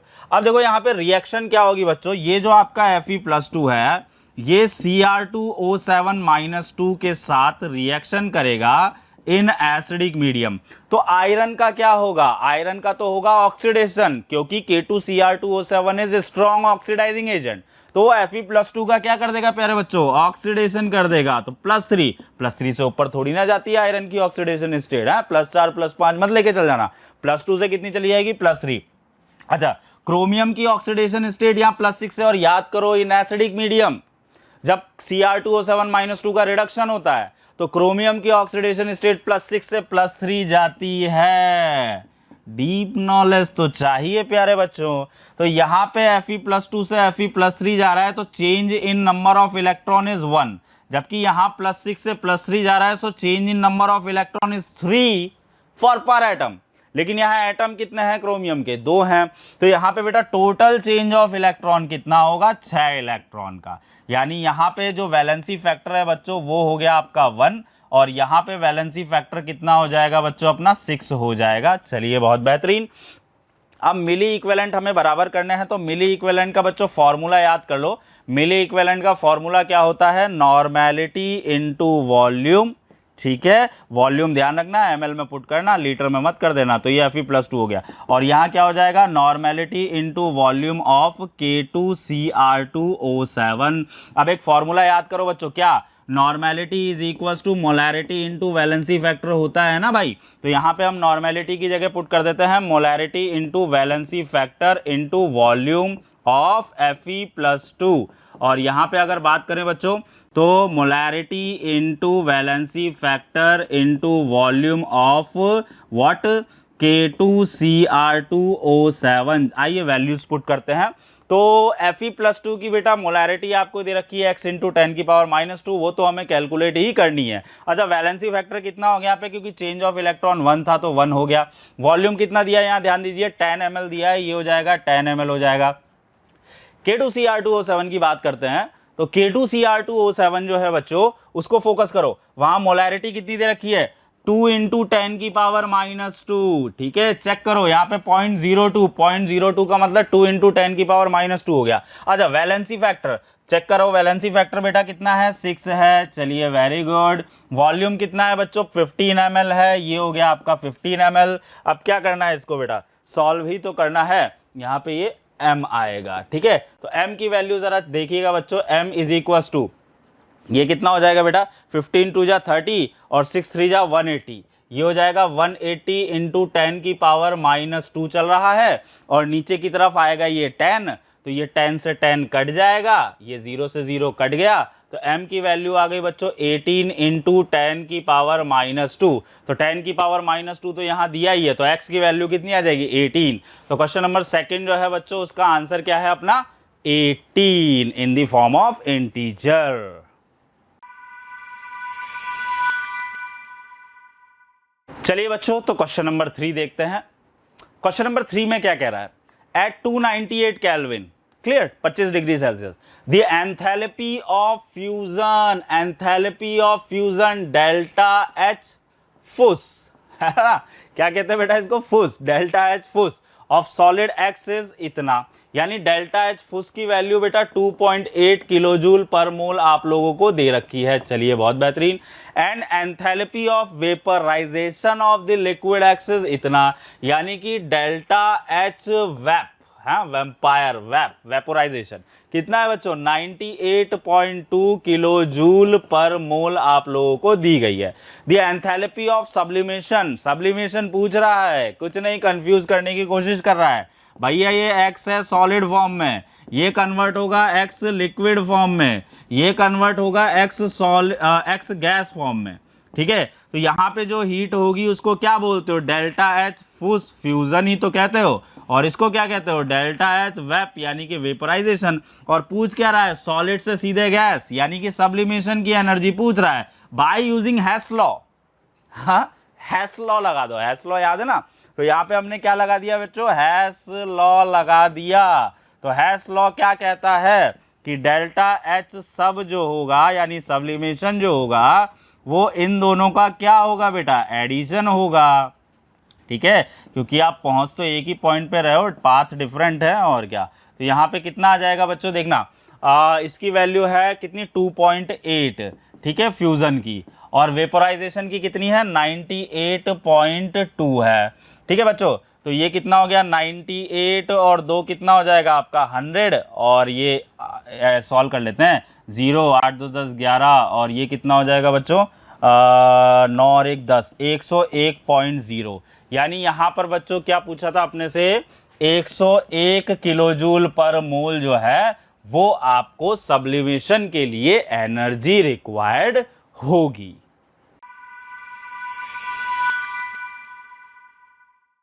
चलिए बच्चों नेक्स्ट क्वेश्चन की बात करते हैं। तो नेक्स्ट क्वेश्चन में क्या कह रहा है, consider the complete combustion of butane. Butane का फॉर्मूला C4H10, ठीक है। कंप्लीट कंबशन की बात कर रहा है, रिएक्शन को लिख लेते हैं। C4H10 है, उसकी रिएक्शन आप O2 के साथ करा रहे हैं बेसिकली, ये देगा आपको CO2 प्लस H2O फॉर्म करेगा। इक्वेशन को बैलेंस करना ना भूलें, अगर बैलेंसिंग जिस बच्चे ने छोड़ दी होगी वो तो वैसे ही बेटा तबाह हो गया। तो 8 और 5 13 होता है बेटा 13/2। चलिए ये होगा इसकी बैलेंस्ड इक्वेशन बच्चों। आगे कह रहा है the amount of butane utilised to produce 72 gram of water. तो यहाँ पे बच्चों 72 ग्राम वाटर है, तो मोल बना लेते हैं। स्टाइकियोमेट्री को क्वेश्चन है मोल कंसेप्ट का। तो ये हो गया बच्चों 72 है ना, यहाँ पे लिख देता हूं मैं। मोल कितना हो जाएगा बच्चों H2O के लिए 72/18, ये क्या आ जाएगा बच्चों मोल आ जाएगा, ठीक है। तो ये कितना हो जाएगा भाई 9 2 18 9 8 72, 4 मोल कितना आ गया बेसिकली 4 मोल आ जाएगा। चलिए बहुत बेहतरीन, 4 मोल आ गया अपने पास वाटर का। तो ये हो गया बच्चों इसका 4 मोल हो गया। अब स्टाइकियोमेट्री लगा के ब्यूटेन का मोल निकाल लेंगे। तो भाई 5 से इसका 1 मोल रिक्वायर्ड रहेगा, ठीक है। तो 4 से कितना रह जाएगा इसका बेटा मोल ऑफ ब्यूटेन कितना रिक्वायर्ड रहेगा, है स्टाइकोमेट्री लगा लो। 5 से 1 तो 1 से 1/5 तो 4 से इंटू 4 कर दो। चलिए ये इसके मोल आ गए। अब मास निकालना है बच्चों। मास क्या फॉर्मूला होता है याद करो, जो गुरुजी ने बताया है, मोल इंटू मोलर मास। ये क्या हो जाएगा बच्चों, इसका फॉर्मूला होता है मोल इंटू मोलर मास से मास आ जाता है। अच्छा मोल कितने आए बेटा 4/5। चलिए बहुत बेहतरीन, मोलर मास निकाल लेते हैं। तो 12 4 जा कितना होता है भाई 12 4 जा 48 और 10 58, ये हो जाएगा 58 है ना। इधर डबल कर देते हैं, ये हो जाएगा बेटा 0.8 इंटू 58। ये सॉल्व कर लेते हैं, 8 8 जा 64, 8 5 जा 40 और 6 कितना आ जाएगा बेटा 46.4 आ जाएगा। चलिए इतना ग्राम आपका क्या आ चुका है बच्चों, मास आ चुका है। बट यहाँ पे ध्यान दीजिए, ये ट्विस्ट करने का तरीका इंटू 10 की पावर -1। तो इसको मैं क्या लिख सकता हूँ बच्चों 464 इंटू 10 की पावर -1। सॉल्व करेंगे, अगर आप देखेंगे, सॉल्व तो खैर कर ही लिया हमने, देखेंगे तो यहाँ पे क्या आएगा बच्चों 464 is your final answer.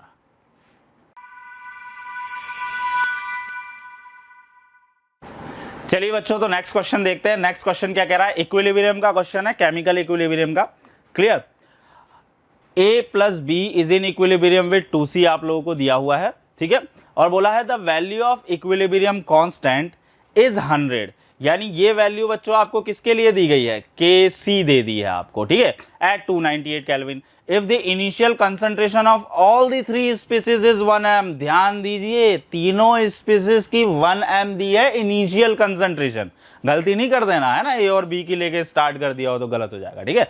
Then the equilibrium concentration of C is इतना m, ठीक है। Then the equilibrium concentration of C कितना बोल रहा है, इतना, यानी कुल मिला के आपको इक्विलिब्रियम कंसंट्रेशन C की फाइंड आउट करनी है। चलिए सॉल्व करते हैं, जरा देखिएगा अपने को इक्वेशन क्या दी है प्यारे बच्चों, A plus B is in equilibrium with 2C। चलिए बहुत बेहतरीन, टाइम t इक्वल्स टू 0 पर अगर बात करें तो तीनों की कंसंट्रेशन 1 दी है, ये 1 और ये भी 1। अब ये इक्विलिब्रियम पे हम ये मान लेते हैं कि ये x डिसोसिएट हो गया होगा, तो बचा कितना 1 - x, ये कितना बचेगा 1 - x, और ये कितना बनेगा बच्चों 2x बनेगा। चलिए बहुत अच्छे, अभी Kc का एक्सप्रेशन लिख लो। Kc का एक्सप्रेशन क्या हो जाएगा, C का square upon A into B हो जाएगा। वैल्यूज पुट करते हैं, सॉल्व करते हैं, आंसर सीधे मिल जाएगा आपको। तो Kc की वैल्यू कितनी दे रखी है आपको 100 दे रखी है। C की वैल्यू कितनी हो गई बच्चों 2x का स्क्वायर हो गया, ये लीजिए 2x का स्क्वायर हो गया, ठीक है। अच्छा एक चीज और, यहाँ पे बच्चों ये अपने को 1 भी तो ऐड करना है, यहाँ पे क्या करना है अपने को, ये 1 भी तो ऐड करना पड़ेगा। क्यों, क्योंकि इनिशियली जो है आपका वो ये भी तो प्रेजेंट है, तो यहाँ पे क्या हो जाएगा बच्चों, 1 भी ऐड होगा। पॉइंट समझ आ रहा है ना, 1 क्यों ऐड किया, क्योंकि बच्चों यहाँ पे क्या है, इनिशियली तीनों की कंसंट्रेशन 1 थी, तो यहाँ तो ये माइनस हो जाएगा और यहाँ पे क्या हो जाएगा 2x बनेगा, और पहले से कितना था 1, तो टोटल कितना हो जाएगा 1 + 2x हो जाएगा। ठीक है, तो यहाँ पे कितना हो जाएगा बच्चों, ये 1 + 2x, हाँ कैलकुलेशन बढ़ाने के लिए दे दिया उसने, 1 + 2x का स्क्वायर, और यहाँ कितना हो जाएगा बच्चों 1 - x × 1 - x, तो नीचे भी तो 1 - x का स्क्वायर ही बन रहा है, तो अंडर रूट ले लेते हैं, अंडर रूट लेंगे तो इधर आएगा 10, इधर हो जाएगा 1 + 2x, और इधर कितना हो जाएगा बच्चों 1 - x, थोड़ा सा सिंप्लीफाई करते हैं, 10 - 10x = 1 + 2x, ये हो जाएगा बच्चों 9 = 12x, चेक करो जरा, x की वैल्यू आएगी 9/12, 9/12 का मतलब कितना हो गया बेटा, 3 3 जा 9 एंड 3 4 जा 12, so basically the value of x is what 3/4, x की वैल्यू कितनी आ गई बच्चों, इसको सॉल्व करके 3/4 आ गई। आपको को पूछा क्या था, then the equilibrium concentration of C, equilibrium concentration of C तो पूछी है, तो यहाँ ध्यान दो इक्विलिब्रियम कंसंट्रेशन C की कितनी है 1 + 2x है, तो concentration of C at equilibrium is what 1 + 2x, x की वैल्यू पुट करते हैं, ये हो जाएगा बच्चों 2 × 3/4, यानी कि ये हो जाएगा बच्चों कितना 1 + 6/4, 6/4 यानी 3/2 यानी कि 1.5, यानी कितना आ जाएगा बच्चों 2.5। So this is the concentration of C at equilibrium, but जल्दीबाजी नहीं, यहाँ पे क्या दिया है इज x × 10⁻⁻1 है ना, × 10⁻⁻1, तो इसी को आप लोग क्या लिख सकते हो बच्चों 25 × 10⁻⁻1 लिख सकते हैं। So basically 25 is your answer. So x की वैल्यू यहाँ पे कितनी आ जाएगी बच्चों 25 आ जाएगी। चलिए बच्चों नेक्स्ट क्वेश्चन देखते हैं, question number 6, solution and colligative properties से जो हेनरीज लॉ सेक्शन था उससे रिलेटेड क्वेश्चन है। तो CO2 gas is bubble through water, हम CO2 गैस को पास करा रहे हैं वाटर से, a soft drink manufacturing process at 298 kelvin, ठीक है बहुत बेहतरीन है ना, कोल्ड ड्रिंक वोल्ड ड्रिंक बना के पी रहे हैं, ठीक है। If CO2 exerts a partial pressure of इतना, ठीक है बच्चों, तो पार्शियल प्रेशर ऑफ CO2 हमको कितना दे दिया है इस क्वेश्चन में 0.835 बार, है ना, कोल्ड ड्रिंक बना रहे हैं बेटा बार यूनिट है। चलो देन x मिलीमोल, यहाँ पे ध्यान दीजिए ये m मोल लिखा हुआ है यानी मिलीमोल है, ठीक है। x millimole of CO2 would dissolve in 0.9 litre of water, so basically volume of H2O आपको कितना दिया है बेटा 0.9 लीटर, और याद करो डेंसिटी ऑफ वाटर क्या होती है, जल्दी जोड़ डालो, डेंसिटी ऑफ वाटर इज 1 ग्राम पर ml। अगर डेंसिटी 1 ग्राम पर ml है, अच्छा 0.9 का मतलब कितना हो गया आपका बेटा 900 ml हो गया। अगर डेंसिटी वाटर की प्यारे बच्चों 1 ग्राम पर ml होती है, it means weight of water आपका ये लो है, मजे करो 900 ग्राम सीधा आ गया, ठीक है। नाउ मोल निकाल लेते हैं, मोल ऑफ H2O कितना होगा बच्चों 900/18 यानी कि 50 मोल आ गया। चलिए बहुत अच्छे सर, 50 मोल यहाँ पे आ चुका है। इसके बाद बात करते हैं, अपने को निकालना क्या था बेटा the value of x is, यानी कि कुल मिला के गैस के अपने को मोल निकालना है, हाँ। तो हेनरीज लॉ लगा देते हैं बच्चों। हेनरीज लॉ क्या कहता है, partial pressure of gas is directly proportional to mole fraction of gas, और जब डायरेक्टली प्रोपोर्शनैलिटी का साइन हटाया जाता था तो वहां कांस्टेंट आता है जिसको हम हेनरीज कांस्टेंट कहते हैं, क्लियर। तो पार्शियल प्रेशर ऑफ गैस ये एस है भाई, है ना, partial pressure of gas is equal to KH, ठीक है, into mole fraction of gas जो कि CO2 है। चलिए भाई, तो पार्शियल प्रेशर ऑफ गैस अपने को बच्चों कितना दिया है 0.835, चलिए बहुत अच्छे सर 0.835 ले लेते हैं। हेनरीज लॉ कांस्टेंट कितना दिया है 1.6 × 10³ बार दिया है, चलिए 1.6 × 10³ बार ले लेते हैं। Now mole fraction of gas को फोकस करो, ये क्या होता है मोल ऑफ गैस यानी कि CO2 है यहाँ पे, mole of gas plus mole of H2O, देखो बच्चों यही होता है मोल फ्रैक्शन का फॉर्मूला। तो ये कितना हो जाएगा बच्चों, देखो मोल ऑफ गैस की बात करते हैं, तो मोल ऑफ गैस तो खैर हमें निकालना ही है, ठीक है, मोल ऑफ गैस तो हमें निकालना ही है, यहाँ भी मोल ऑफ गैस हो जाएगा और यहाँ वाटर के मोल कितने हो जाएंगे बच्चों 50 हो जाएंगे और सामने चलेगा 0.835 अपॉन 1.6 इंटू 10 की पावर 3 आ जाएगा। क्लियर, कितना आ जाएगा 1.6 इंटू 10 की पावर 3 आ जाएगा। अब हमें क्या करना है बच्चों, इसको सॉल्व करना है। तो सॉल्व किस तरीके से करेंगे बच्चों, तो इसको आप लोग सॉल्व कर ही लेंगे मेरे ख्याल से, ठीक है। फाइनली यहाँ पे अपने को मोल ऑफ गैस निकल के आ जाएगा। तो मोल ऑफ गैस जो यहाँ से बच्चों कैलकुलेट होके आएगा वो कितना आएगा 25 आएगा। तो यहाँ पे कैलकुलेशन थोड़ी सी है तो वो आप लोग कर ही लेंगे, बाकी मैं इसका सॉल्यूशन आपको एक बार शो कर देता हूँ। देखिए यहाँ पे क्या है बच्चों, यहाँ पे 0.835 ये दिया हुआ है, मोल 0.9 ये सब इन्होंने मोल कैलकुलेट कर लिया। यहाँ पे मोल ऑफ CO2 बच्चों 0.25 आएगा, 0.025 आएगा। जब आप उसको कैलकुलेट करेंगे तो 0.025 आएगा इस 10 की पावर -3 की वजह से, ठीक है। तो मोल ऑफ गैस जो है बच्चों आपका वो कितना आ जाएगा 0.025 आ जाएगा। और अपने को पूछा किस में था बच्चों, मिलीमोल में पूछा था। तो मिलीमोल में कैसे निकालेंगे इसको, 25 इंटू 10 की पावर -3, ठीक है। और इसको लिख दिया मैंने, इतना मोल है तो 10 की पावर -3 मोल को क्या लिख सकते हो आप, 25 मिलीमोल लिख सकते हो, ठीक है। So the correct answer is basically what 25। Correct answer कितना हो जाएगा 25 हो जाएगा।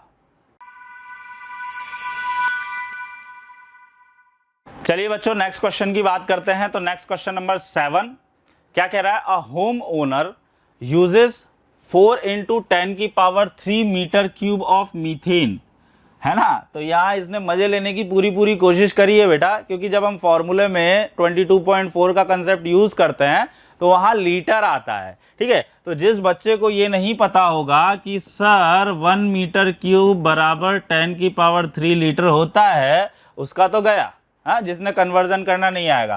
तो ये कितना हो जाएगा बेटा, 4 इंटू 10 की पावर 3 मीटर क्यूब है, तो ये हो जाएगा 4 इंटू 10 की पावर 6 लीटर हो जाएगा बेसिकली मीथेन का। चलिए बहुत अच्छे। Assume CH4 is an ideal gas. CH4 हमें आइडियल गैस एज्यूम करने के लिए बोल रहा है, नहीं भी बोलता तो हम एज्यूम कर लेते। In a year to heat his home under the pressure of 1 atm, pressure 1 atm है, एंड 300 केल्विन, है ना, 300 केल्विन टेम्परेचर दिया है। Mass of gas used is into 10 की पावर 5 की टर्म में दिया है। द वैल्यू ऑफ x, अपने को x निकालना है। चलिए भाई, तो यहाँ पे बेसिकली बच्चों हमें x यानी मास निकालना है। तो पहले मैं आइडियल गैस इक्वेशन यूज कर लेता हूँ। तो बच्चों आइडियल गैस इक्वेशन जो है वो क्या होती है हमारी, PV = nRT, ये हमारी आइडियल गैस होती है। यहाँ से मोल कितना हो जाएगा, PV/RT हो जाएगा। प्रेशर की वैल्यू कितनी दे रखी है जरा देखिएगा, प्रेशर की वैल्यू अपने को दे रखी है बच्चों 1 atm। चलिए बहुत अच्छे।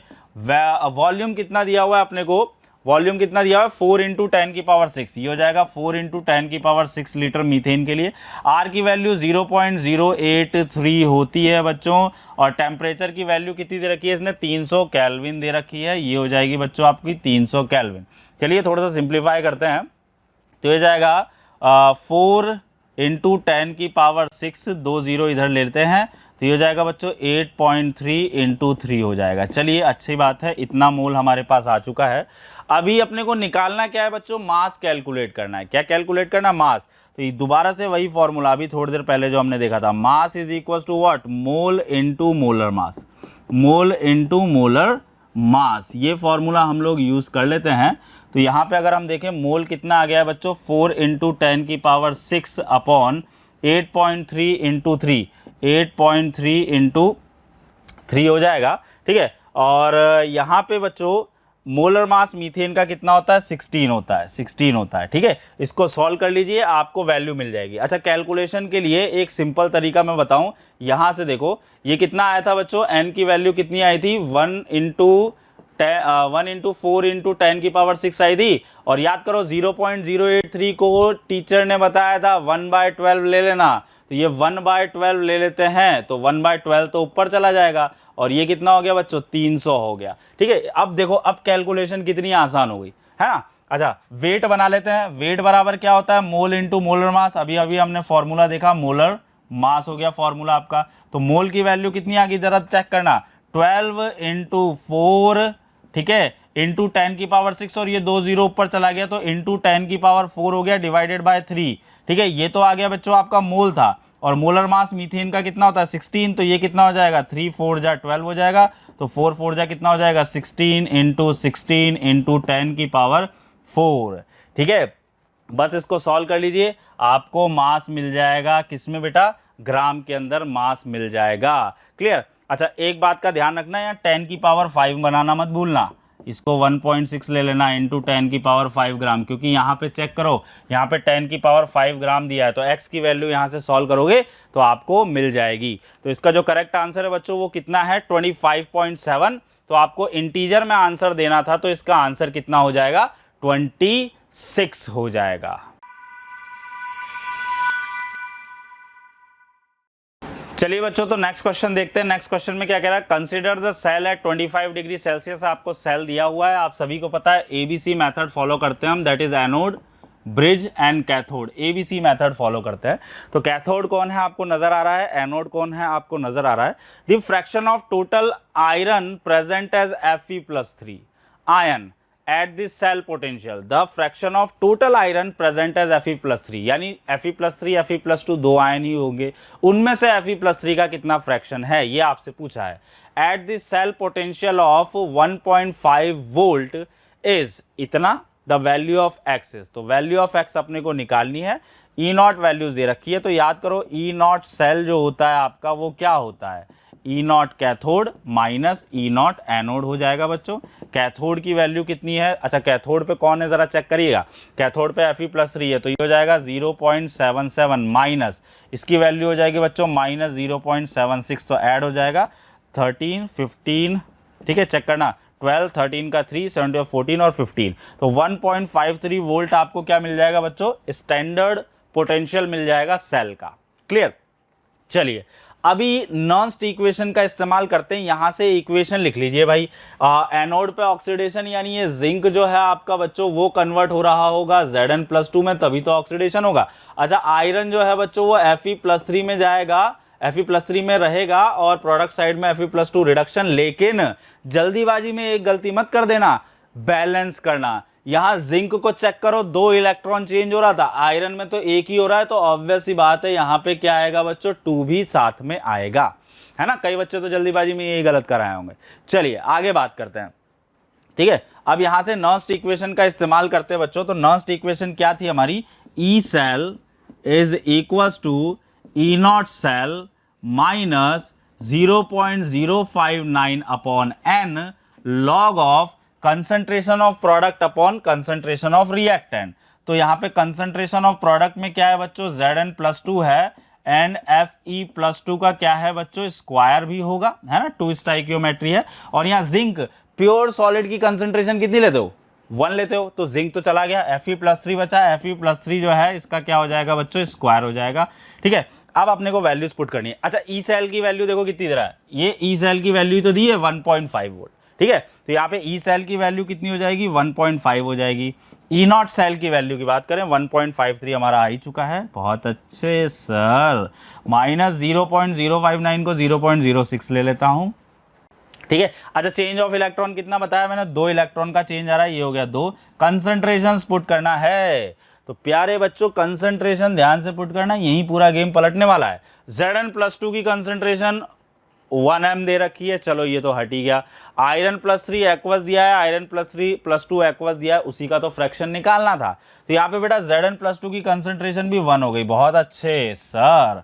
तो यहाँ पे बच्चों हो गया, अच्छा देखो Fe+2 का स्क्वायर है, Fe+3 का भी स्क्वायर है, तो इस पूरे का ही स्क्वायर हो गया। अच्छा log a की पावर n क्या होता है, n log a होता है, तो वो 2 बाहर आ जाएगा। तो यहाँ पे मैं बच्चों इसको क्या लिख देता हूँ, इंटू 2 यहाँ पे बाहर ले लेता हूँ, तो ये बच जाएगा Fe+2 अपॉन Fe+3 बच गया। चलिए बहुत अच्छे सर, ये 2 से 2 हमारा कैंसिल आउट हो ही गया। इधर आके ये क्या बनेगा बच्चों, माइनस 0.03 बचेगा, ये 0.06 जो है अपना इधर आके माइनस हो गया, माइनस से माइनस कैंसिल आउट हो जाएगा, ठीक है। इधर आके ये माइनस का 0.03 होगा और उधर से माइनस कैंसिल आउट हो जाएगा, तो ये हो जाएगा 0.06 और इधर क्या चल रहा है बच्चों लॉग, ठीक है, लॉग Fe+2 अपॉन Fe+3। चलिए बहुत अच्छे, ये कितना हो गया 1/2 हो गया, तो 1/2 is equal to log Fe+2 upon Fe+3 आ गया, बहुत अच्छे सर। अब यहाँ पे थोड़ी सी और कैलकुलेशन बाकी है। तो यहाँ पे देखो लॉग हटाएंगे तो सामने क्या जाएगा, एंटी लॉग जाएगा। तो यहाँ पे क्या हो गया बच्चों, fe+2 अपॉन fe+3, लेकिन आप एंटी लॉग मत लीजिए, आप सीधे 10 की पावर हाफ कर दीजिए। √10 तो आराम से निकाल ही सकते हैं। तो यहाँ पे क्या हो जाएगा बच्चों, 10 की पावर हाफ हो जाएगा। 10 की पावर हाफ का मतलब √10 होता है। ठीक है, चलिए बहुत अच्छे। अब यहाँ पे फोकस करो पॉइंट को, the fraction of total iron present as Fe+3, यानी ऊपर Fe+3 आना चाहिए। निकालना क्या है तुम्हें बेटा, यही नहीं पता होगा आधों को तो, Fe+3 upon Fe+2 plus Fe+3, ये पूछा था बेटा, यही तो फ्रैक्शन हो गया। नीचे तो टोटल आयरन के आयंस आएंगे ना भाई, और ऊपर Fe+3 आएगा। तो इसको पलट दो, इसको पलट दोगे तो क्या आ जाएगा, Fe+3 upon Fe+2 is equal to √10, यानी 1/√10 आ जाएगा। ठीक है, अभी ऐड 1 कर दो तो ये हो जाएगा बेटा Fe+3, एलसीएम ले लिया, Fe+2 आ जाएगा। नीचे क्या चल रहा है बच्चों, Fe+2 आ जाएगा, और ये क्या हो जाएगा 1 + √10 अपॉन √10। अभी दोबारा से पलट दो तभी तो फ्रैक्शन आएगा बच्चों। ठीक है, तो ये क्या हो जाएगा, अपने को ऊपर क्या लेना था, Fe+3 लेना था, यहाँ पे Fe+3 आएगा। एक सेकेंड, यहाँ पे मैं Fe+2 ले आया। चलो ये ऐसे नहीं करो, है ना, इससे तो फ्रैक्शन अपना Fe+2 का आ जाएगा। तो यहाँ पे हम लोग क्या करते हैं ज़रा देखना, यहाँ पे बेटा ऐसे ही रहने देते हैं इसको। ये Fe+2 upon Fe+3 equal to √10 हो गया। अब ऐड 1 करते हैं तो यहीं पे ऐड 1 कर देते हैं, क्योंकि नीचे एक तरफ तो Fe+3 चाहिए। तो ये हो जाएगा Fe+3 अपॉन Fe+3, और इधर कितना हो जाएगा बच्चों, √10 + 1। ठीक है, इसको पलट दो अभी, तो ये क्या हो जाएगा, यहाँ लिख देता हूँ Fe+3 upon Fe+2 plus Fe+3। ये पलटोगे तो 1/√10 + 1 आएगा। बस इसको सॉल्व करना है और अपने को × 10 की पावर -2 में आंसर देना है। तो देखो यहाँ पे इसके सॉल्यूशन की बात करी जाए, देखो ये आ गया था अपना, इसको जब सॉल्व करेंगे आप लोग तो ये वैल्यू आएगी, और इसको 10 की पावर -2 में कन्वर्ट करोगे, then your correct answer is what, 24। ठीक है, तो ये जो क्वेश्चन है इसके अंदर x की वैल्यू नियरेस्ट इंटीजर में देनी थी, तो करेक्ट आंसर कौन सा हो जाएगा इसका, 24 हो जाएगा।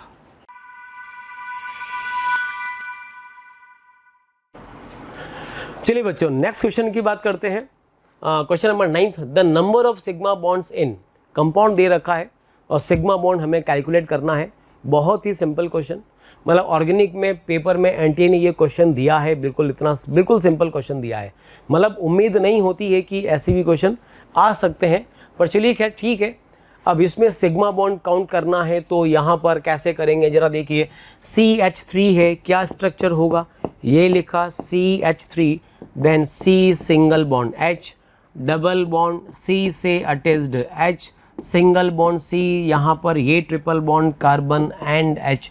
अब जितने भी सिंगल बॉन्ड हैं सबके सब क्या होंगे, ये सिग्मा सिग्मा, ये भी सिग्मा, 3 सिग्मा यहाँ से आ गए, +1 ये भी सिग्मा है, एक सिग्मा ये होगा, एक सिग्मा ये होगा, कितने हो गए 3 और मिले। देन ये सिग्मा है, ये भी सिग्मा, ट्रिपल बॉन्ड में एक बॉन्ड सिग्मा बॉन्ड होगा, और ये भी सिग्मा, और कितने मिले 4। तो टोटल यहाँ पर जो सिग्मा बॉन्ड मिले वो कितने हो गए 10 सिग्मा बॉन्ड। और अगर हमसे ये कहा जाता है कि इसमें पाई बॉन्ड कितने होंगे, तो एक पाई बॉन्ड ये रहा, 2 पाई बॉन्ड यहाँ पर मिलेंगे ट्रिपल बॉन्ड में। तो कुल मिलाकर क्या कहा, 10 सिग्मा एंड 3 पाई। चूंकि हमसे तो सिग्मा बॉन्ड ही पूछा है तो क्या आंसर बोलेंगे, टोटल आंसर इसका हो जाएगा 10 सिग्मा पाई बॉन्ड होंगे।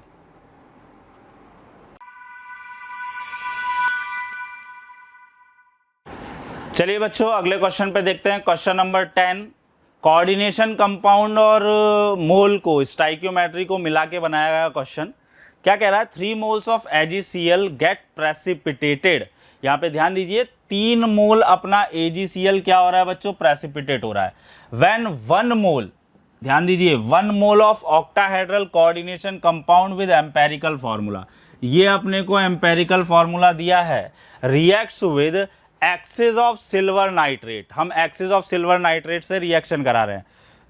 तो बेसिकली बच्चों CrCl3 जो है, .3NH3 जो है, .3H2O जो है, इसका आप लोग कितना यूज़ कर रहे हो बच्चों, 1 मोल यूज़ कर रहे हो।